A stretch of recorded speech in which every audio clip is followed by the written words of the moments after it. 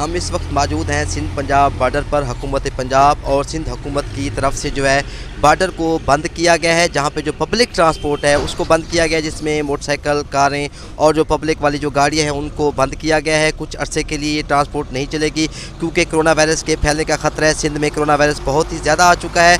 वो उसको रोकने के लिए उन्होंने कहा है कि कहीं ये ख़तरात सिंध पंजाब में दाखिल ना हो जाए, कोरोना वायरस पंजाब में ना दाखिल हो जाए, उसको रोकने के लिए पंजाब और सिंध के जो बॉर्डर हैं वहाँ पे पब्लिक ट्रांसपोर्ट को बंद किया गया। जो बड़ी ट्रांसपोर्ट है जिसमें ट्रक ट्राले ये चलते रहेंगे, लेकिन जो पब्लिक ट्रांसपोर्ट होगी उसको आज बंद किया गया है, जो कि मैं समझता हूँ कि आवाम के लिए बहुत ही मुश्किल वक्त है, मुश्किल इक़दाम है, लेकिन इसका आवाम को फ़ायदा होगा। हुकूमत जो कर रही है, जो सोच रही है, वो आवाम की भलाई के लिए, आवाम की बेहतरी के लिए सोच रही है, क्योंकि इस वक्त सिंध में दफ़ा 144 का नफाज किया गया है। जो पब्लिक वाली जगह हैं वहाँ पे पब्लिक को रोका गया है और तकरीबन शादी हाल, होटल और दीगर जो चीज़ें हैं वो बंद कर दी गई हैं। मुतअद्दिद इलाकों में फैक्ट्रियाँ भी बंद की गई हैं और वहाँ पे जो लोग आते जाते हैं, मजदूर हैं, उनको भी बहुत ही कम तादाद में आने दिया जा रहा है। तो मैं समझता हूँ कि हुकूमत के बहुत ही अच्छे इक़दाम है, आवाम को इस इक़दाम को फॉलो करना चाहिए। जो पब्लिक ट्रांसपोर्ट है इससे मुश्किलात ज़रूर होंगी, लेकिन अब यहाँ से तो बॉर्डर से तो बंद किया गया, लेकिन बाज़ ऐसे भी रास्ते हैं जहाँ से आवाम को आने जाने के लिए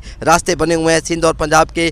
मैं समझता हूँ कि उन रास्तों को भी बंद किया जाना चाहिए। अगर यहाँ पे जो बॉर्डर है इसको बंद किया गया है तो जो दूसरे खुफिया रास्ते हैं उन रास्तों को भी बंद किया जाना चाहिए। जी।